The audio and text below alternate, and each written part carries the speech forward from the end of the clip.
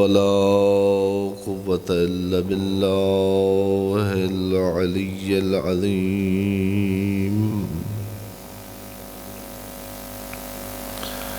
توكلت على الحي الذي لا يموت والحمد لله الذي لم يتخذ صاحبة ولا ولدا ولم يكن له شريك في الملك ولم يكن له ولي من الذل وكبره تكبيرا.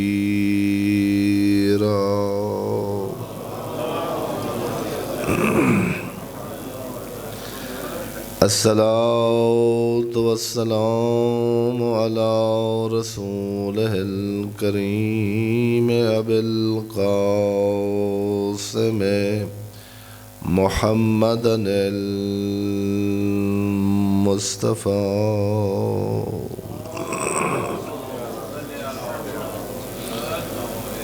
وآله الطيبين الطاهرين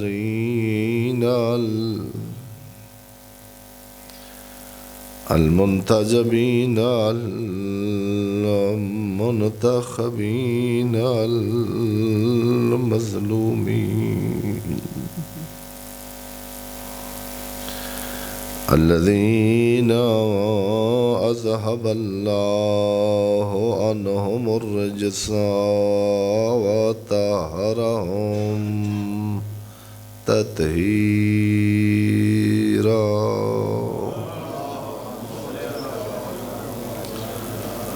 أما بعد فقد قال الله تبارك وتعالى في كلامه المجيد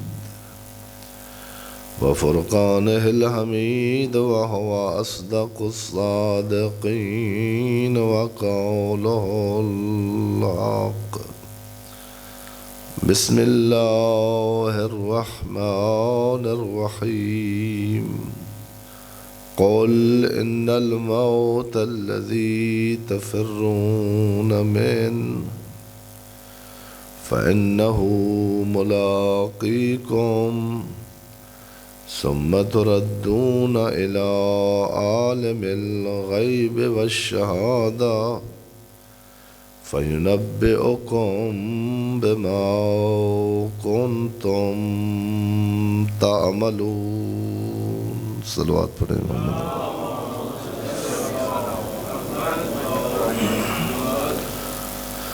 خداوند عالم بحق محمد و اہل بیت محمد علیہ الصلوۃ والسلام،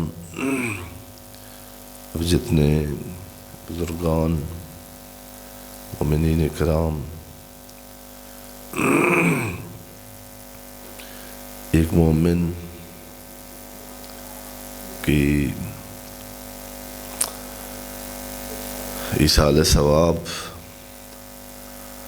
اور ان کے دکھی خاندان کو تعزیت اور تسلیت پیش کرنے کے لیے اپنے قیمتی کام اور مصروفیات اور معمولات چھوڑ کے آئے ہیں. ذات واجب آج جمعہ کے دن قبولیت دعا کی ساعت میں آپ کا ایک ایک قدم اور اس مجلس میں گزارا ہوا ایک ایک لحظہ اپنی عبادت میں شمار فرمائے. کریم اللہ جن مومنین نے اس مرحوم کے جنازہ میں شرکت کی ہے، کل کا دن جنہوں نے ان کے خاندان کو تعزیت و تسلیت پیش کی ہے یا ان کے ایصال ثواب کے لیے کوئی نیک عمل انجام دیا ہے، ذات واجب ان کو بآحسن وجہ اپنی بارگاہ میں قبول فرمائے.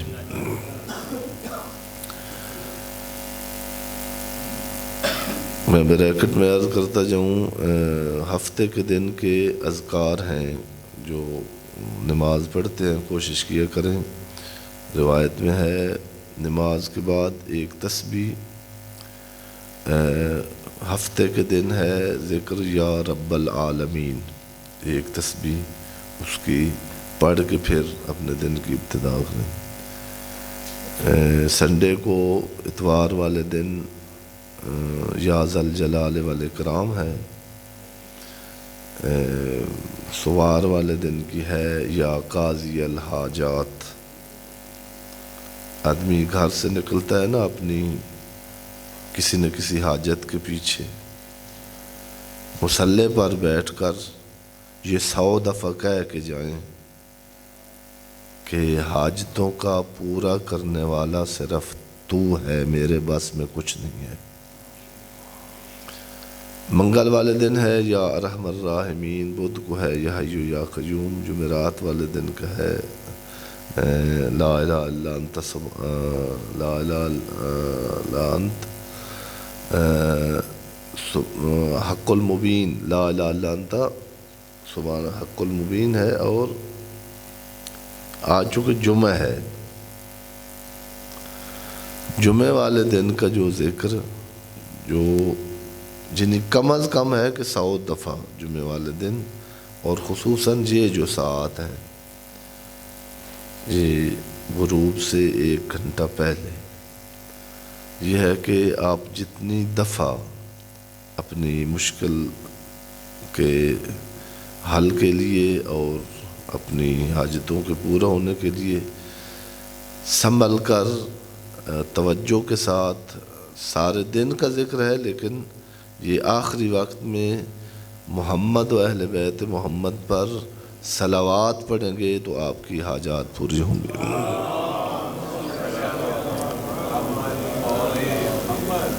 ایک دفعہ پھر مجلس کی نورانیت کے لیے، داد کے لیے نہیں، اور اس مرحوم اور اپنے مرحومین کی بخشش کے لیے بآواز بلند صلوات پڑھیں۔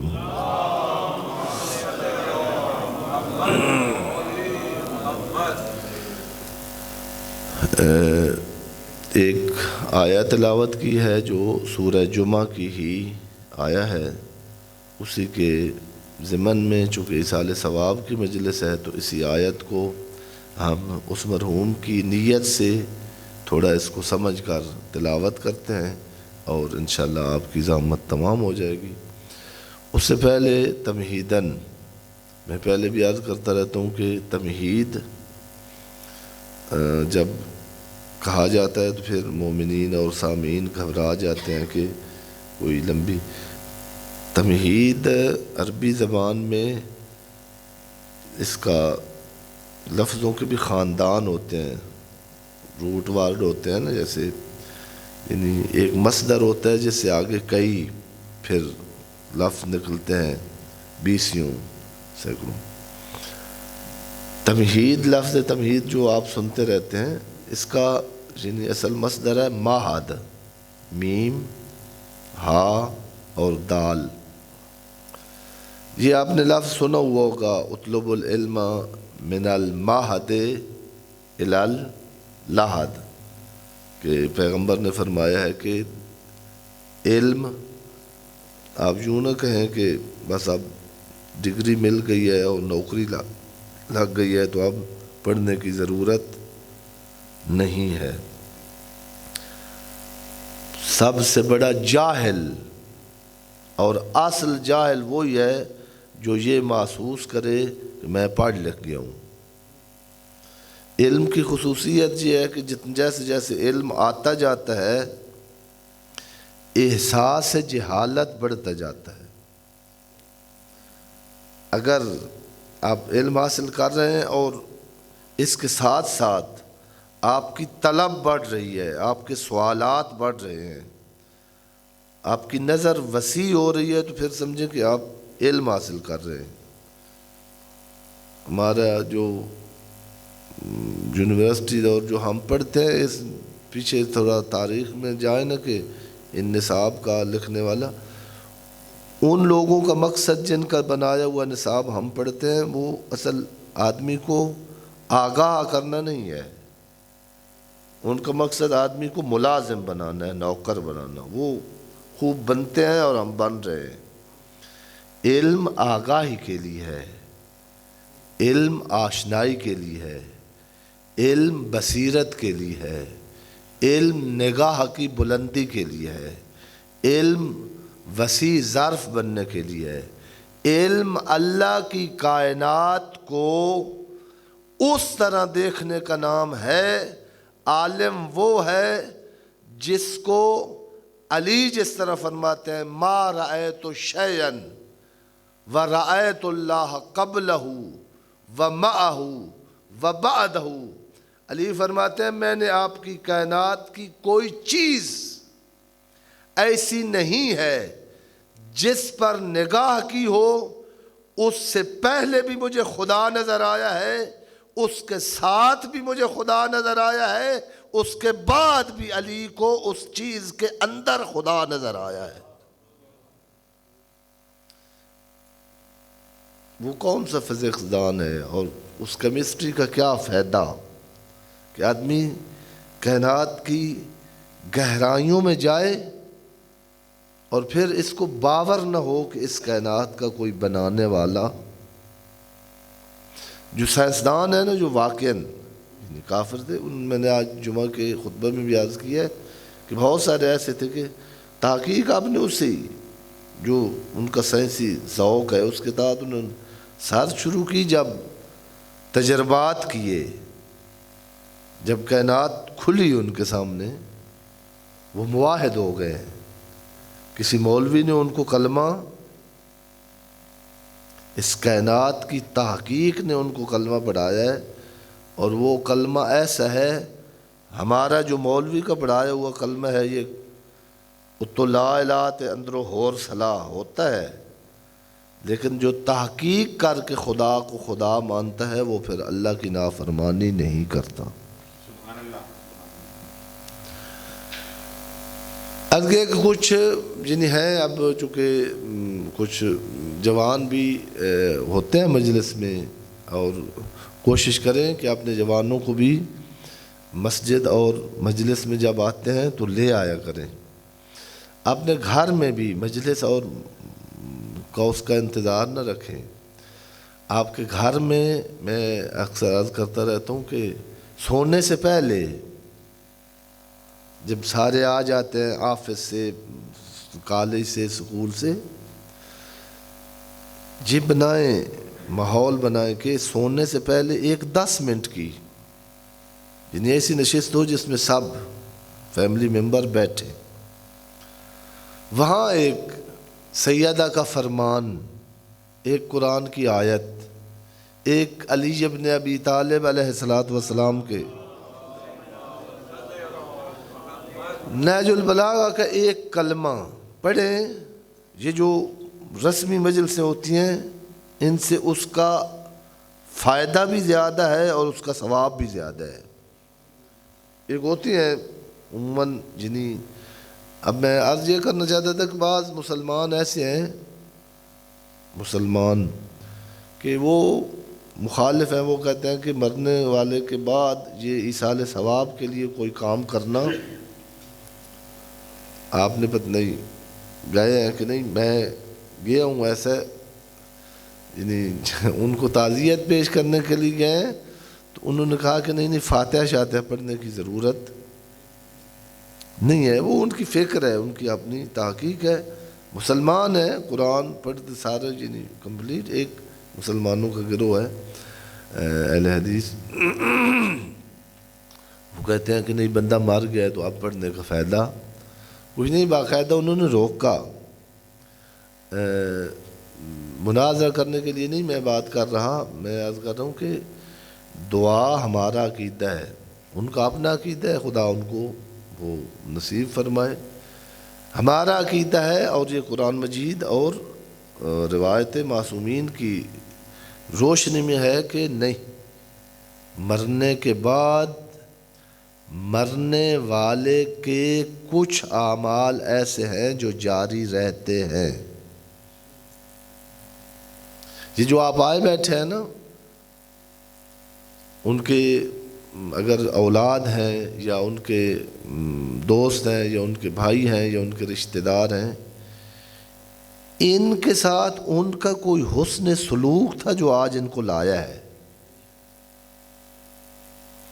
مثلاً آپ نے ایک مچھلی، خدا نخواستہ جن چھوٹی مچھلی، وہاں آپ باہر نکلے سڑک پہ تڑپ رہی تھی پانی، آپ نے ایک چلو لے کر ادھر پانی ڈال دیا ہے۔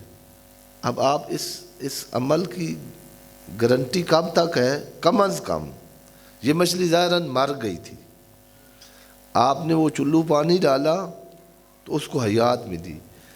اب اس حیات کے جب تک اس چلو پانی سے وہ زندہ رہے گی اس وقت تک آپ کو اس کا اجر ملے گا۔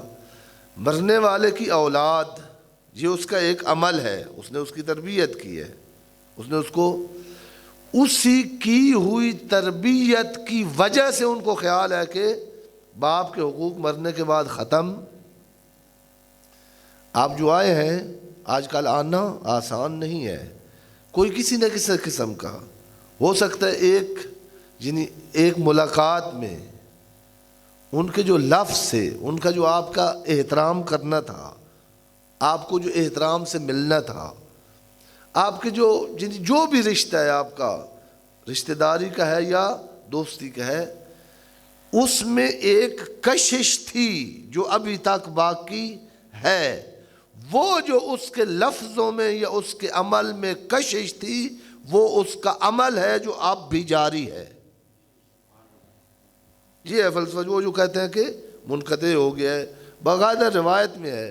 اور ان کو مثلاً اگر آپ کے کوئی دوست ہوں، ان میں سے اگر کوئی بیٹھے ہوں تو ہم تو میں کہتا رہتا ہوں کہ مجلس ہوتی وہی ہے، یہ تفرقہ بازی اور یہ اختلاف ختم کریں۔ آپ دوستی کا ہاتھ بڑھائیں گے تو آپ اپنی بات سمجھ بھی سکیں گے، کسی سے کسی کی بات، اور آپ سمجھا بھی سکیں گے۔ نہ تقسیم نہ کریں مجلسوں کو کہ یہ ہماری ہے، اور مجلس کسی کی ملکیت نہیں ہے، مجلس معجزہ ہے علی کی بیٹی فاتح شام کا، اور خوش نصیب ہے جس کو بانی مجلس ہونے کی شرف حاصل ہو۔ مجلس پر آنے والوں کی جوتیاں سیدھی کر کے زمین پر پیشانی رکھ کے سجدہ شکر ادا کرے کہ میرے اللہ تو نے توفیق دی ہے کہ میں حسین کے مہمانوں کی خدمت کا مجھے موقع ملے۔ مجلس کرانا تکبر، اور وہ اب آج کل ہے نا مقابلہ بازی ہوتی ہے، اس نے بڑی مجلس کرائی ہے، اس نے بڑی مجلس کرائی ہے، تباہ ہو جاتے ہیں اس سے اعمال، اور ایک رسمیں چل پڑی ہیں، باتیں ہونے لگی ہیں جس سے ہماری مجلس اور ہماری عزاداری کا خلوص اور معنویت اور اس کے آثار کم ہوتے ہیں۔ مجلس عبادت ہے، اور عبادت وہ ہوتی ہے جو اللہ کو راضی یا ان کو راضی کرنے کے لیے ہو جن کی رضا اللہ کی رضا ہے۔ اچھا، میں عرض یہ کر رہا کہ دعا پہنچتی ہے، اگر دعا نہ پہنچتی ہوتی تو قرآن مجید میں ہے منافقین کے جنازے میں پیغمبر رواداری کے لیے جاتے تھے۔ آپ کو بھی اتنا شیعہ ہونا چاہیے جتنے علی شیعہ ہیں، اور اتنے کافروں کے خلاف ہونا چاہیے جتنے پیغمبر ہیں۔ سیالکوٹ کا واقعہ ہماری تاریخ اور ہماری انسانیت، ہماری تہذیب پر بہت بدنما داغ ہے۔ پیغمبر اپنے گستاخوں کو مارا نہیں کرتے تھے، اپنا دل سے بنایا کرتے تھے۔ جو یہاں غیر مسلم رہ رہے ہیں وہ اگر گستاخی کر رہے ہیں تو اپنے کردار کو دیکھو، تیرے مسلمان کے کردار کو دیکھ کر مسلمان کیوں نہیں ہوا؟ جھوٹ بولتا ہے تو، کام چوری کرتا ہے تو، عموماً ضرورت وہ جس ملک کا تھا ان ملکوں کا نظام ہم سے کیوں آگے ہے؟ چونکہ وہ نہ کام چوری کرتے ہیں نہ کام چوری کرنے دیتے ہیں. اور یہاں ایک تکلیف یہی تھی، وہ مرنے والا ان کو پیغمبر کی گستاخی کا درد نہیں تھا، ان کو یہ تھا کہ ہم سے کام کیوں لیتا ہے. عرض کرنے کا مطلب یہ ہے کہ پیغمبر جاتے تھے اور قرآن مجید میں آیت آئی کہ بس میرا نبی اب ان میں سے کسی کی قبر پر آپ نے کھڑے نہیں ہونا. اس کا مطلب یہ ہے کہ پیغمبر کا کسی کی قبر پر جانے اور نہ جانے سے اگر مر جانے والے کے کوئی عمل اس کو فائدہ نہ پہنچاتا ہوتا تو پیغمبر کو اللہ کے روکنے کی کوئی ضرورت نہیں تھی. یہ جو نماز جنازہ ہے یہ نماز نہیں، صلاۃ دعا کو کہتے ہیں عربی میں. صلاۃ میں رکوع ہوتا ہے، سجدہ ہوتا ہے، سلام ہوتا ہے، اس میں نہیں ہے. لا صلاۃ الا بفاتحۃ الکتاب لکھا ہوا ہے کہ فاتحہ الکتاب سورہ حمد کے بغیر کوئی نماز. آپ نے جنازے میں سورہ فاتحہ پڑھی ہے؟ نہیں ہے، دعا ہے صرف، 4-5 دعائیں اور 5 تکبیریں ہیں. یہ جو کہتے ہیں نا کہ کسی فاتحہ کا فائدہ نہیں ہے تو ان کو کہیں کہ پھر جنازہ پڑھنا، چونکہ وہ تو دعا ہے، اگر دعا پہنچتی ہی نہیں ہے پھر جنازہ پڑھنے کی. یہ جنہیں وہی ہیں جو مطلب نیچے آ کے نا جنہیں مجھ جیسوں نے جو دین دیا ہے اس سے. خلاصہ ایک دفعہ جو ہے سورہ جمعہ قرآن مجید 88واں پارہ، ایک دفعہ پھر صلوات پڑھ لیں محمد علی محمد.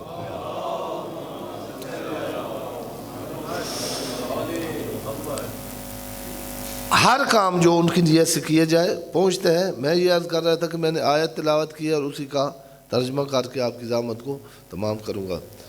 ایک گزارش اس کے ضمن میں، مجلس بھی اب انشاءاللہ آپ میں چونکہ ایک طالب علم ہوں اور اب ذمہ داری ہوتی ہے، میرا عقیدہ یہ ہے کہ یہ جو کیمرہ لگا ہوا ہے نا اس سے بڑا دقیق کیمرہ امام زمانہ کا لگا ہوا ہے جو ہماری مجلس کو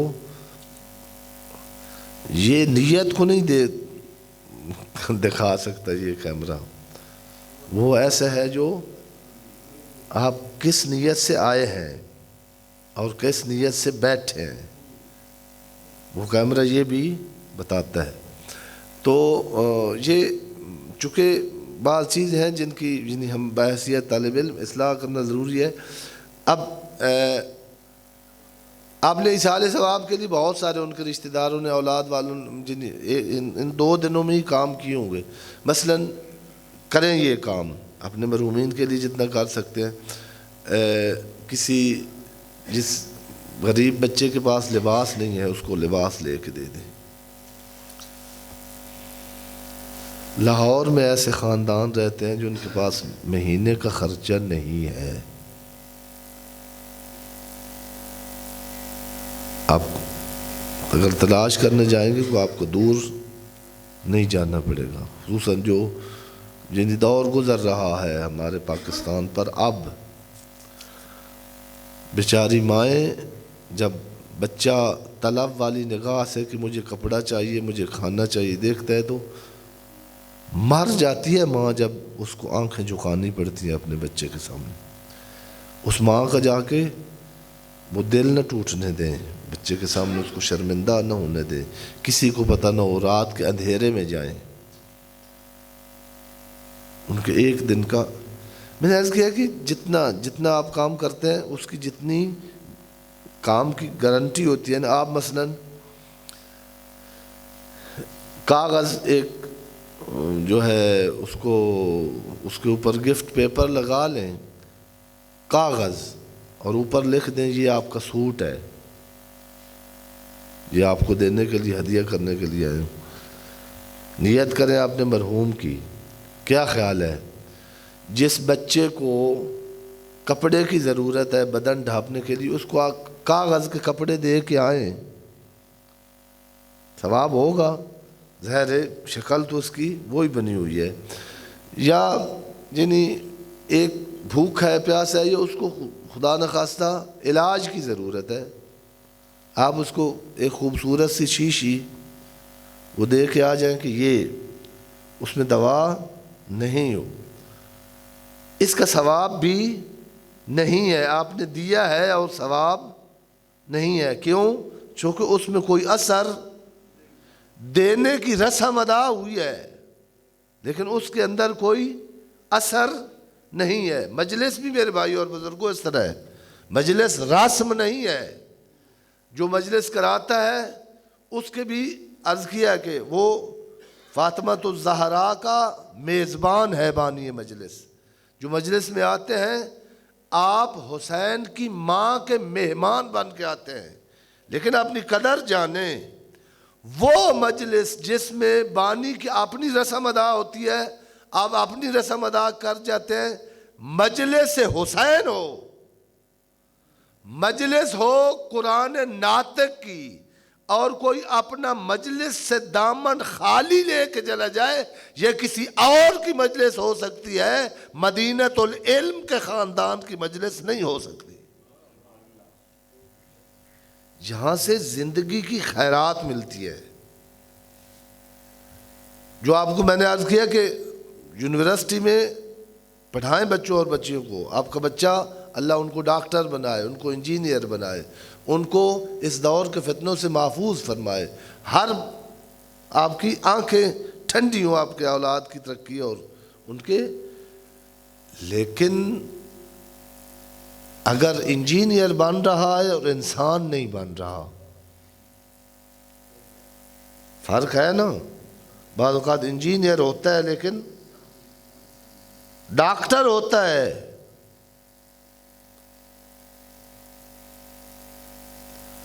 نہیں پتا تو پاکستان کے ہاسپٹلوں میں جا کے دیکھ لیں, انسان ان سے ہے, انسان محبت سے ہے, انسان الفت سے ہے. ڈاکٹر کا علاج میں نے پہلے بھی عرض کیا, اور جن کے باپ دنیا سے گئے ہوئے ہیں یا زندہ ہیں ان کو عرض کر رہا ہوں, ایک باپ کی بھی ایصال ثواب کی مجلس ہے. بہت سارے بوڑھے باپ جو موجود ہیں, آج ایک باپ کی مجلس ہے نا, کل ہمارے باپ کی ہونی ہے. بہت سارے بوڑھے باپ, ان کا علاج نہیں ہوتا, اور بوڑھے کو بعض جو جن کو اللہ نے دیا ہوا ہے, جن کے پاس پیسہ ہے, اچھے ہیں بیٹے, وہ ان کو اچھے ڈاکٹر کے پاس لے جاتے ہیں, اچھی دوائیاں بھی لے کے دیتے ہیں. لیکن قرآن اور سنت کی روشنی میں آپ کو عرض کر رہا ہوں, آپ کے بوڑھے ماں اور باپ کا علاج اتنا اس انجیکشن اور ڈرپ اور اس مسلسل ایلوپیتھی کیمیکل زہر میں نہیں ہے جتنا آپ کے میٹھے بول میں ہے.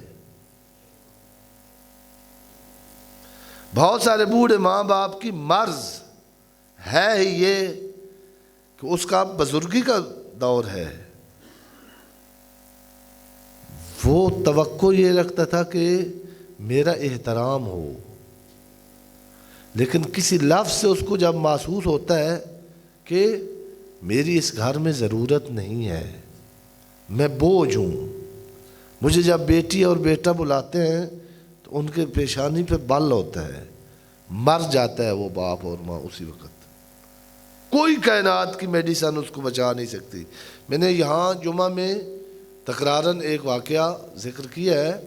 ایران کے ایک ڈاکٹر ہیں, بہت بڑے ڈاکٹر, جنہوں نے میڈل جیتے ہیں اپنی تحقیق میں, اور وہ کہتے ہیں کہ میں شیعہ ہے, عقیدتاً مذہباً شیعہ ہے, اور وہ کہتے تھے کہ میرا عقیدہ بڑے علماء دوست تھے, چونکہ بچپن سے وہاں علماء صرف پیسے نہیں دیتے بلکہ کام کرتے ہیں. جہاں دعا کریں کہ ہمارے پاکستان کے ہر حالات سے اللہ حکمرانوں کو بھی ٹھیک کرے اور اللہ مذہب کے رہنماؤں کو بھی ٹھیک کرے۔ اتنا ویل چیئر پر بیٹھ کے یا دھرنا دے کر حکمرانوں کو برا کہنا تو آسان ہے، لیکن اپنے دامن میں بھی آدمی کو جھانکنا چاہیے کہ میں کون سا دین دے رہا ہوں۔ یہ کہیں پاکستان کے لیے موت تو نہیں ہے۔ یہ جو کلچر ہم دے رہے ہیں جس میں پولیس اور فوج کو مارنا جائز ہے، جس میں لوگوں کی املاک کا کوئی احترام نہیں ہے۔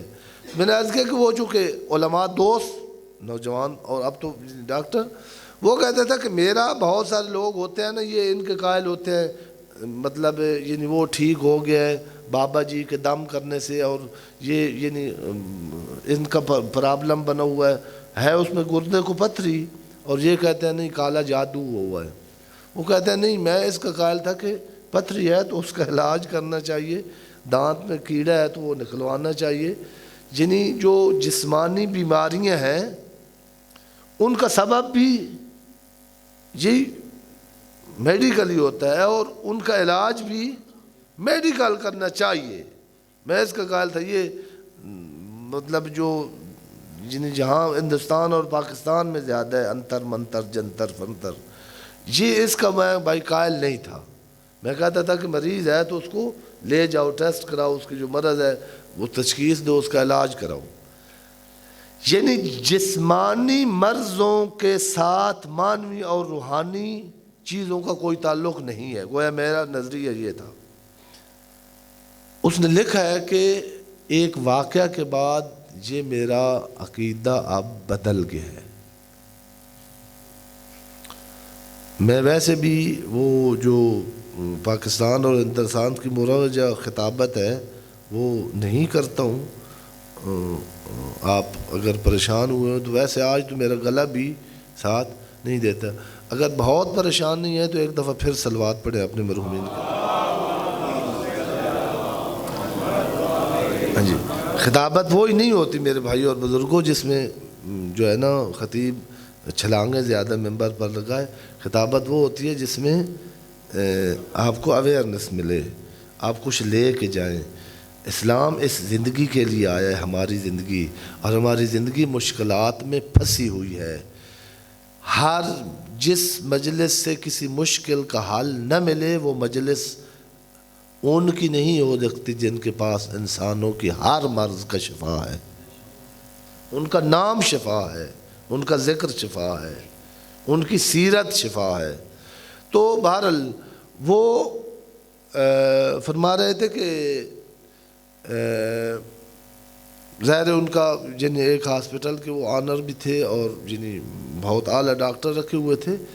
کہتے میں موجود تھا ہاسپٹل میں اور ایک بڑھیا کو لائی، اور اس بڑھیا کے جنہیں ہڈی ٹوٹی ہوئی تھی، یہ کمر کے پاس کی جو جنہیں بڑی ویسے ڈینجرس ہوتا ہے بڑھاپے میں ٹوٹ جانا، عموماً بوڑھے لوگ گرتے ہیں اور ٹوٹ جاتی ہے۔ اور ساتھ اس کی بیٹی تھی، اپنی بیٹی خود۔ جب میں مطلب ان کو پتہ چلا تو مجھے یہ احساس ہوا کہ ویسے اگر جنہیں مریضہ اس کے بیٹے ہوتے تو ان کو آنا چاہیے تھا، بیٹی کو تو نہیں آنا چاہیے تھا۔ یا اور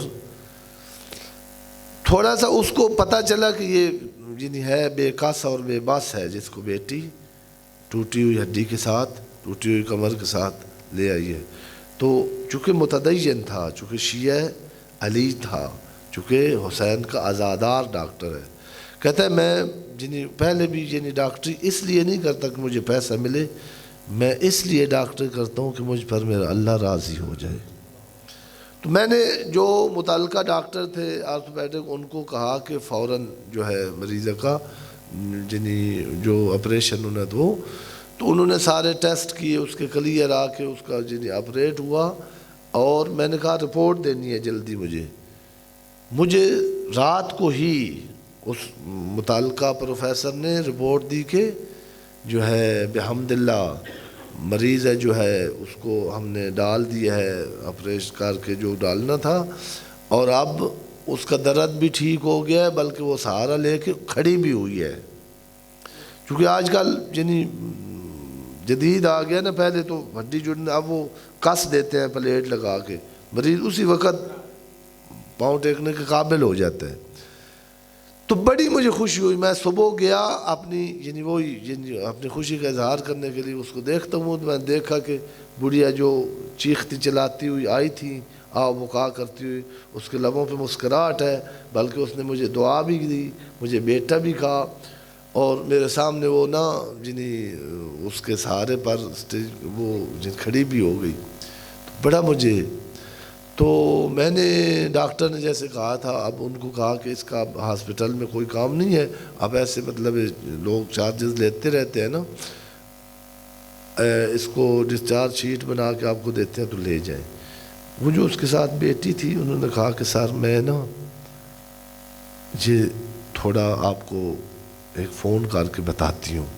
انہوں نے کہا لے جاؤ آپ کی ماں کہ آپ یہاں ایڈمٹ رہنے کی کوئی ضرورت نہیں ہے.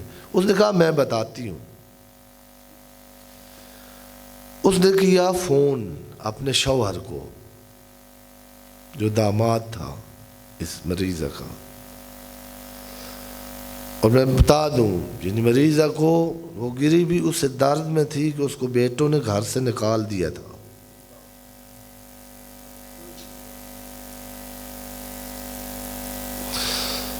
ماں جو ہے نا اور باپ، اب ایک اللہ جن کی ماں اور باپ سلامت ہیں ان کو سلامت رکھے. اب دھکے دے کے نکالیں گے نا روڈ پہ، اس کو آپ کا خیال ہوگا، اپنا خیال نہیں. اس رشتے کو ماں کہتے ہیں. وہ شاید جو گری بھی ہے نا اس کو تھا کہ میں ادھر تھی تو ان کو بتاتی تھی یہ کر لو یہ نہ کرو، اب پتہ نہیں کیا ہوگا. کفن میں بھی وہ بیٹوں اور بیٹیوں کے لیے روتی جا رہی ہوتی ہے، قبر میں بھی ان کا درد برداشت نہیں کرتی. تو کہتے ہیں وہ جو ہے نا بیٹی نے اس کے پاس ہی کھڑے ہو کے تھوڑا سائڈ پہ چلی جاتی، پاس ہی کھڑے ہو کر فون کیا، اور اس کی آواز آ رہی تھی داماد کی کہ اس نے کہا کہ اس کو ڈسچارج کر دیا ہے تو میں لے کے آ جاؤں. انہوں نے کہا نہیں. ان کو کہا بیٹے لے جاتے ہیں تو لے جائیں ورنہ ہمارے پاس اس کی کوئی جگہ. یہ جملہ فون میں سے آواز آ رہی تھی اور بڑھیا نے سنا اور فوراً نرس دوڑتی ہوئی آئی. اس نے کہا کہ بڑھیا کو کچھ ہو گیا ہے، جس کے سارے رزلٹ یعنی ہارٹ سب کچھ شوگر یہ وہ یعنی وہ فٹ ہو تو تب آپریشن کرتے ہیں نا. تو میں نے پھر فوراً کہا کہ جلدی ان کو اٹیک ہوا ہے تو یعنی لے جاؤ اس ڈپارٹمنٹ میں. تو جاننے تک پہنچنے تک بڑھیا دنیا سے چلی گئی. کہتے ہیں میرا عقیدہ تھا نا کہ یعنی کوئی مانوی چیز وہ بدنی سب اس کو کہہ رہے تھے کہ ہارٹ اٹیک ہوا ہے، لیکن یہ ایک رات پہلے اس کا ہارٹ بالکل 100% تھا ٹھیک. ایک جملہ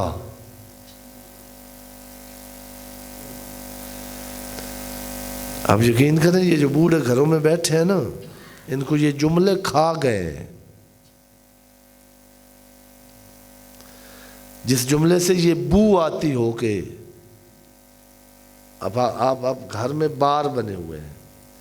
خداوند عالم ہمیں جن کے والدین زندہ ہیں ان کی دعائیں لینے کی توفیق مرحمت فرمائے. ایک دفعہ پھر صلوات پڑھے محمد علی بیت محمد. تمہید میں عموماً وقت میرا گزر جاتا ہے. جو اصال ثواب کی مجلس ہے ایام فاطمیہ بھی ہیں اور میری بڑی کوشش ہوتی ہے کہ ایام فاطمیہ میں اس موضوع کے علاوہ کوئی گفتگو نہ کیے جائے. اور محرم و سفر میں پوری کوشش ہوتی ہے کہ عاشور اور محرم کے، لیکن چونکہ مناسبت ہے ایک ہم سے جدا ہوئے ہیں ہمارے مومن بھائی، اور یہ جو موت واقع ہوئی ہے اس سے ہم بہت، ہماری مجلسوں میں اس کا بہت کم تذکرہ ہوتا ہے. بہت ساری چیزیں ہیں جن کی آپ پیدا ہوئے ہیں، بلکہ میٹرک کی ہے تو آپ کو معلومات نہیں تھی، لیکن آپ نے ضرورت سمجھا کہ میری زندگی میں اگر میں نے اس کے بارے میں نالج نہ لیا تو میں ناکام ہوں گا. محسوس نہ فرمائیے گا، یہ جو آپ میں سے ہر ایک کے پاس اب سیل فون ہے، یہ 50 سال پہلے جو بیٹھے ہیں یا 30-40 سال پہلے اس کے بارے میں آپ کو ٹھیک ہے واٹس ایپ کیسے کرنا ہے اور میسج کیسے کرنا ہے اور اس کو ریسیو کیسے کرنا ہے نہیں تھا. ڈھیر ساری معلومات ہیں دماغ میں، اگر اکٹھا کریں نا ایک فون کو، اس کے جو سارے یوزیج ہیں اب سب کو آ گئے ہیں، بوڑھوں کو بھی آ گئے ہیں. لیکن موت کی حقیقت کیا ہے؟ چونکہ دو طرح کی، اور عموماً یہ دو طرح کی، یعنی ایک ہوتی ہے غفلت. میں نے پہلے بھی مجالس میں یہاں اس ثواب بہت سارے موضوعات ہیں جن کی ہمیں ضرورت ہے اپنی زندگی میں ایک ایک دن اس نالج کے بغیر گزرنا. ہمیں بہت سارے بڑے نقصانات کا ہم محسوس نہیں کر رہے. اگر معلومات ہوتی تو ہم دن بدن نقصان میں نہ ہوتے. ان میں سے ایک موت کا تذکرہ ہے. یہ موبائل فون کے بغیر تو آپ نے زندگی، آپ بھی وہ کچھ لوگ اب اسی وقت، یعنی ہمارے ایک عزیز ہیں، یہ پیکیجز میں وہ کمپیوٹر پر ان کی ڈیوٹی ہے، جہاں خرابی ہو وہ جا کے ٹھیک کرتے ہیں، وہ موبائل نہیں رکھتے اپنے پاس، نہیں ہے. میں نے کہا آپ زندہ کیسے؟ اس نے کہا ہوں آپ سے بہت اچھا زندہ ہوں. جتنی آپ پریشانی ہوتی ہیں آپ کو اتنی مجھے نہیں ہے. میرے بھائی اور بزرگوں، ہماری زندگی کن آفات میں، جتنے نقصان اب تک انسان نے کیے ہیں، ایک لذت پرستی. لذت یہ شروع ہو جاتی ہے کھانے پینے اور چھوٹی چھوٹی لذات سے. اس کے بعد جب یہ ساری مل جاتی ہیں، پھر قرآن مجید نے کہا ہے ایک دوسرے پر فخر فروشی. یہ بھی ایک لذت ہے کہ الحمدللہ میں نے جیسا مکان بنایا ہے، پھر ایسے تو میرے ہم زلف کا.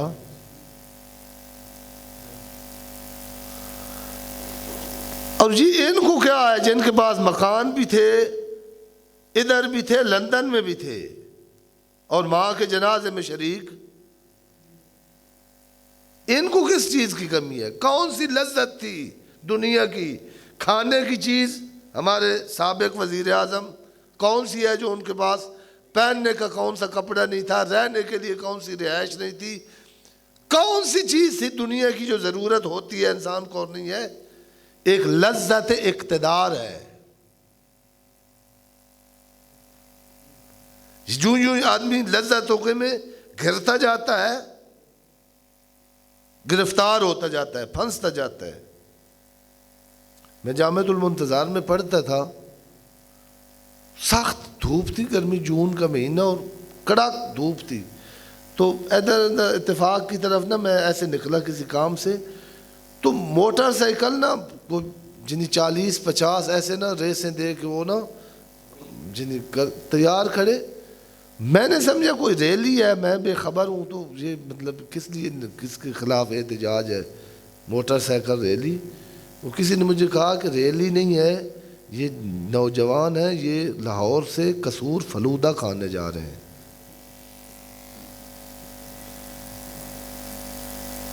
یہاں سے شروع ہوتی ہے اور پھر یہ لذت. میں پیغمبر اعظم صلی اللہ علیہ وآلہ وسلم انفا اذکروا ہادم اللذات کثیرہ. اب بہت ساری چیزوں کا تذکرہ کرتے ہو، یہ لذتوں نے آپ کو برباد کیا ہوا ہے. لذتوں کی وجہ سے آپ نے رشتہ داریاں ختم کر دی ہیں. لذتوں کی وجہ سے آپ نے اپنے ضمیر کا سودا کرنا شروع کر دیا ہے. لذتوں کی وجہ سے آپ نے غیرت پر پاؤں رکھ دیا ہے. ایک طرف لذات ہے، ایک طرف غیرت ہے. یہ سارے بے غیرت لذتوں کے پیچھے بے غیرت ہوئے ہیں دنیا کے. یہ سارے قاتل کسی لذت کے پیچھے قاتل بنے ہیں. پیغمبر فرما رہے ہیں اپنی زندگی میں جہاں دوسرے کام ہے، موت کا تذکرہ کیا کرو. فرمایا لذات کو مار دینے والی کا تذکرہ زیادہ کرو. صحابہ نے فرمایا کہ وہ ہادم اللذات کیا ہے؟ جو منہدم کر دیتی ہے لذتیں. ایک دفعہ ایسا انجیکشن اور ویکسین ہے جو لذتوں کو کھا جاتی ہے، آنکھ کھل جاتی ہے لذتوں کے نشے میں مست انسان کی. فرمایا وہ کیا چیز ہے؟ فرمایا الموت. جمعے کا دن ہے اور شعر پڑھنا اچھا نہیں ہے.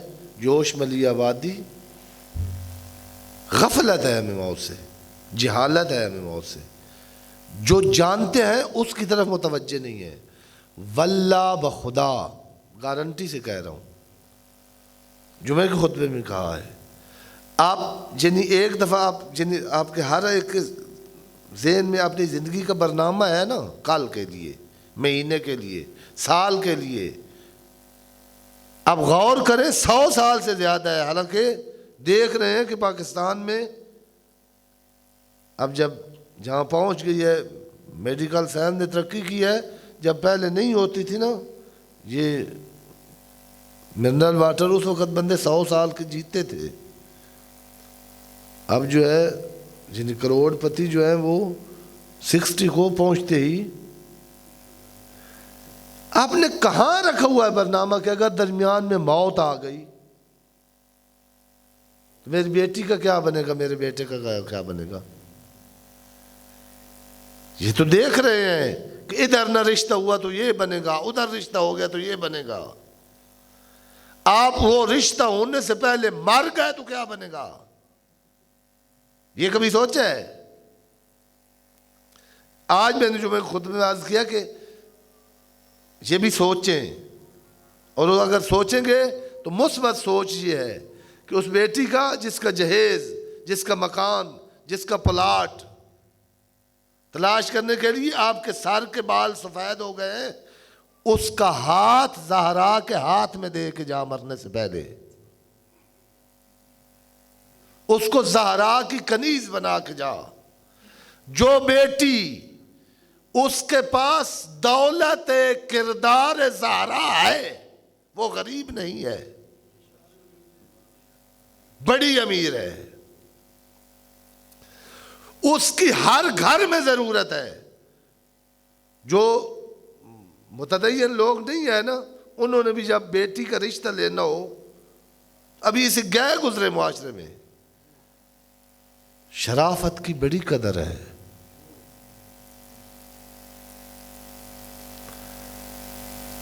رشتے مال سے نہیں چلتے، کردار سے چلتے ہیں، اخلاق سے چلتے ہیں. اپنی اولاد کو ان کو قائل کریں، ان کو اللہ سے آشنا کریں. خداوند عالم بحق محمد و اہل بیت محمد علیہ الصلوۃ والسلام ہم سب کو موت کو یاد کر کے، موت کی تھا ذہن میں، موت کی حقیقت ڈیتھ نہیں ہے.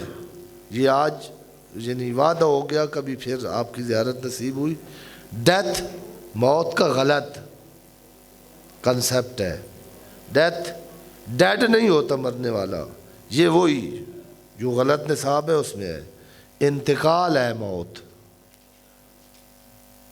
ڈیتھ ہوتا ہے ختم ہو جانا، انتقال ہوتا ہے زندگی کے ایک مرحلے سے دوسرے مرحلے میں داخل ہونا. آپ بچپن سے جوانی میں منتقل ہوئے ہیں. جن کا بچپن صحیح گزرا ہے ان کی جوانی آسانی میں ہے. جو پڑھ گئے ہیں بچپن میں ان کو جوانی میں جاب ملا ہے. جن کی جوانی مستی میں نہیں گزری ان کو بڑھاپے میں کوئی خطرہ نہیں ہے. ان کا اپنا بنایا ہوا اتنا ہے کہ کوئی بھی نہ آئے تو. لیکن جنہوں نے عیاشیوں میں جو گزاری ہے جوانی, اس کے لیے بڑھاپا محتاجی ہے. یہ جس طرح جوانی بڑھاپے کے لیے, بچپن جوانی کے لیے ایک پیریڈ تھا, اسی طرح یہ زندگی موت کے لیے ایک پیریڈ ہے. یہاں کمانا ہے, وہاں اس نے کام آنا ہے. یہاں جیسے بھی ہوگی جلدی یا دیر سے گزر جائے گی,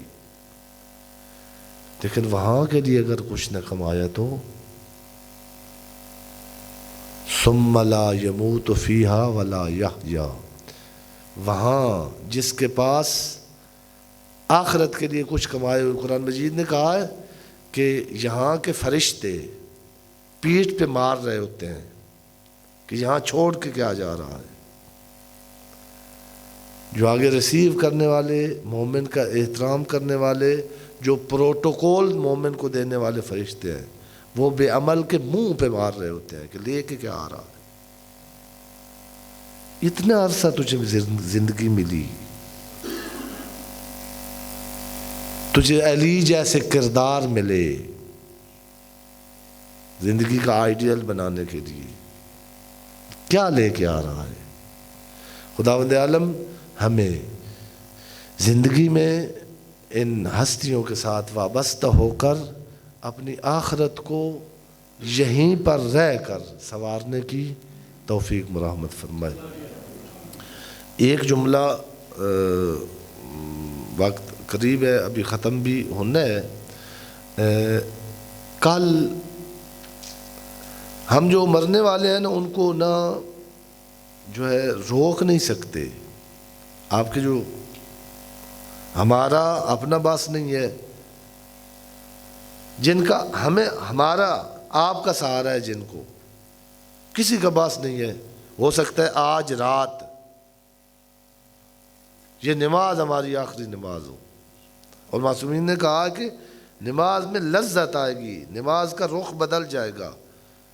جب یعنی ہر نماز سے پہلے یہ سوچا کرو کہ ہو سکتا ہے میری زندگی کی آخری نماز ہو. صلو صلاۃ مؤذن. ہمارے پاس میں ہے جو عزیز بیٹھے ہیں, وہ یہ ہے کہ ابھی خیال کریں کہ جن ایک ہماری صفوں سے چلا گیا ہے, کل ہو سکتا ہے یہ جو ہمارے دوست عزیز ہیں انہوں نے کسی اور نے, ایسے نہ ہو کہ وہ مر جائے اور ہمیں دکھ رہ جائے کہ یار اس کے ساتھ ایسے بولنا نہیں تھا. مرنے کے بعد بہت چند حقوق رہ جاتے ہیں. آدمی ظاہر ہے عزیزم تشریف فرما ہے, ان کی اولاد, ان کے رشتہ دار, ان کا جنازہ ہوا ہے, مومنین نے شرکت کی ہے. اور خصوصاً جو بیٹیاں ہوتی ہیں نا, محمد کی بیٹی کی کل شہادت کا دن ہے. بیٹیوں کی نفسیات ہے, جب لوگ آتے ہیں نا باپ کو دفن کر کے, بیٹی پوچھتی ہے بھائیوں سے, بھیا میرے بابے کے جنازے میں کتنے لوگ آئے تھے؟ جب لوگ بتائیں نا کہ جنازے میں کافی لوگوں نے شرکت کی ہے, بیٹی کا آدھا دکھ ختم ہو جاتا ہے. کھا گیا تھا یہ درد زہرا کو کہ میرے محمد جیسے بابے کے جنازے میں کوئی نہیں آیا. علی کو کہتی تھی, علی ایک تیری غربت مجھے کھا گئی, ایک باپ کی جدائی کھا گئی. یہ جنازہ پہلا تھا اہل بیت کا. دوسرا جنازہ پھر کل, کوئی مجلس ہو یا نہ ہو, کل جو رات آ رہی ہے نا, زینب اور حسین کی شام غریبہ سے کم نہیں ہے. یہ رات وہ ہے جس میں علی ہاتھ باندھ کر کبھی حسین کو کہتے تھے اونچا نہ رہو، کبھی زینب کو کہتے تھے اونچا نہ رہو، تیری ماں وصیت کر کے گئی ہے میرے جنازے کی خبر مدینہ میں کسی کا نہ ہو۔ تیسرا جنازہ وہ ہے جب قبرستان سے واپس آئے، بہن جنازے سے تیر بھی کھینچ رہی تھی، کہہ رہی تھی تو امیر ہے، تیرا جنازہ ایسا آیا ہے پتہ نہیں غریب کے جنازے کا کیا حال ہوگا۔ اور غریب کے جنازے پہ جب بہن آئی ہاتھوں میں رسیاں تھی، امام باقر فرما رہے کبھی ادھر بیٹھتی تھی، کہاں گیا میرا حسین، کہاں گیا کہ جس کو میری ماں نے چکیاں پیس کے پالا تھا۔ جب آئی نا ایک ہی سوال کیا انت الحسین، اگر تو حسین ہے تو جاگ میں تیرا آخری سلام کرنے آئی ہوں۔ حسین میری ہاتھوں میں رسیاں نہ ہوتی میں تجھے بے کفن چھوڑ کے نہ جاتی۔